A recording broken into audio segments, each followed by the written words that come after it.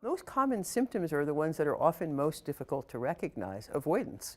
It's human nature to avoid what's painful, right? So we avoid thinking about anything that's painful if we can. We avoid our emotions. We avoid going back to places that remind us of our trauma.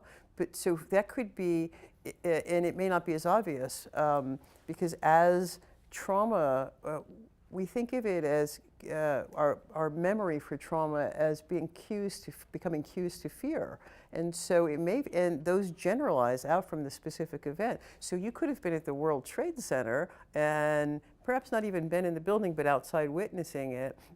And then over time, you'll become afraid of tall buildings. So we had a patient who actually broke up with her fiance because he lived on the 30th floor of an apartment building, and she was terrified to go into his building.